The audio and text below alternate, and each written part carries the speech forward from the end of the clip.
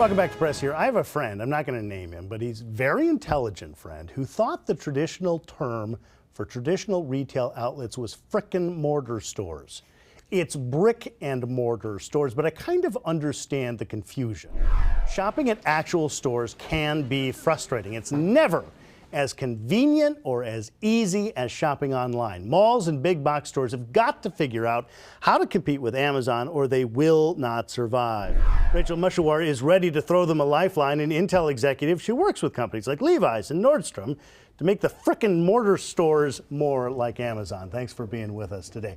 One of the things you're solving is I mean, these are basic problems. One of them is, do you have it in size whatever, size large? I don't know. You can solve that with technology. Let me check in the back. That's ridiculous. Yes. You can solve it with technology. You can. So, you know, you talk about the frickin' mortar. I've never actually heard of that. I like it. I might have to steal it. Feel free to adopt it. But truly, what you see is these retail battle lines being drawn between in-store and front door. And it's that frustrating customer journey that is forcing people to say, I don't want to go in store. I'm just going to have it delivered to my front door. Why would I drive all the way to the mall to find out they don't have it? That's right. Yeah. That's right. But interesting enough, 90% of all purchases are actually still done in brick and mortar stores. But the real opportunity for retailers is when you walk into the store, what's the first question you usually ask? Where is...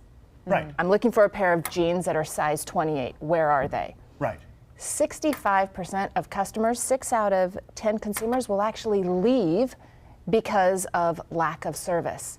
But when you can actually answer that in real time with a company like Levi's, all of a sudden your customer satisfaction goes up.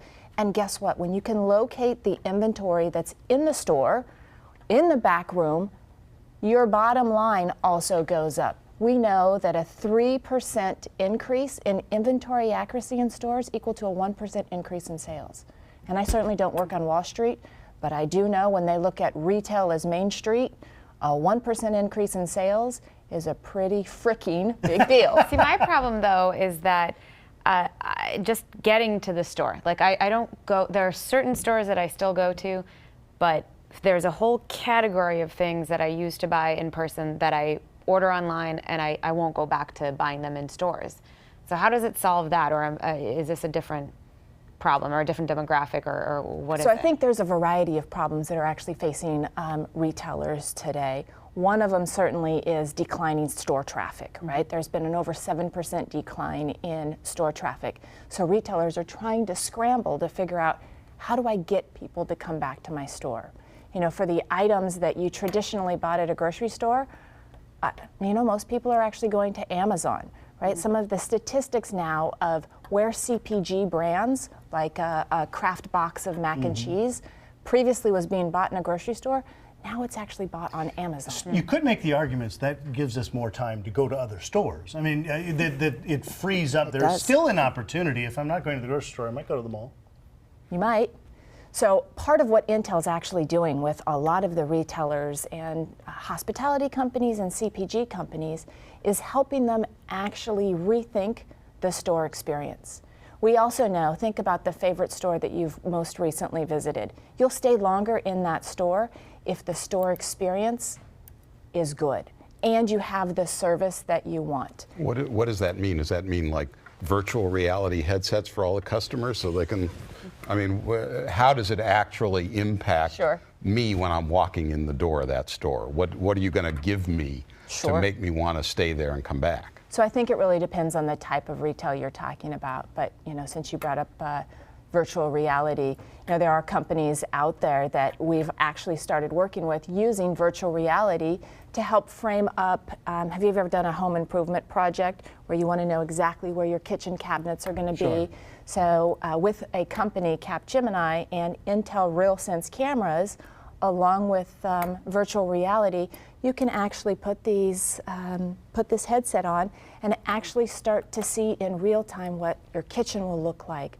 What, you know, when you're buying a new refrigerator, how do you actually know when you're in a, you know, in San Francisco, the stores are quite small, so they're not going to have all of the refrigerators.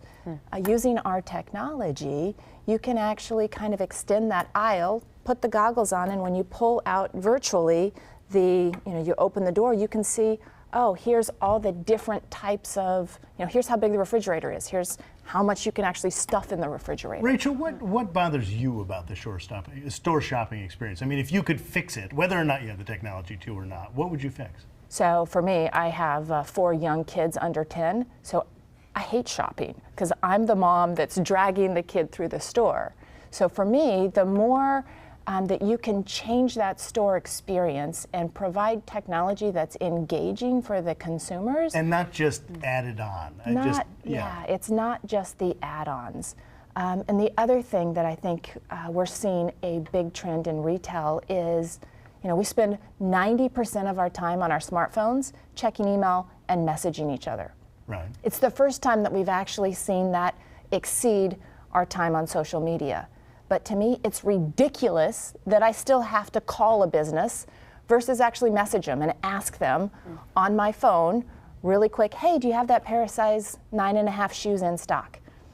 The technology exists to do that, but retailers haven't quite figured out what they're going to do. I've got about a minute left, but why not? I mean, why doesn't a Kohl's or whatnot have a person who just sits in the back office and says, yeah, we have that in the 42? Or a bot. Or a bot. Or a bot. So I think that the whole bot era is coming up. As far as what a company like Kohl's is doing, it comes down to the labor that you put in your store. Again, that's a big part of what Intel is actually working directly with these retailers on is what's the role of the associate in the store? What's the role of the store? And how do you actually, frankly, bring the store to the consumer? So you gave the perfect example of you don't want to go to the store anymore. Well, retailers are trying to figure out now, how do I bring the store to the consumer? We're actually working with XRC Labs, which is an accelerator out of New York City, and we found a really unique startup, and it is a pop-up store that's actually generating $6,000 per square foot. It is a 6 and by this 6. Is where? In New York City. It is a 6 by 6 pop-up store. Selling whatever a retailer wants. So it's enabling retail as a service, and we're equipping it with Intel technology to drive analytics. Rachel Mushahwar from Intel, thank you for making shopping better. Thank you. Up next, using big data and machine learning to police, and to police the police when Press Here continues.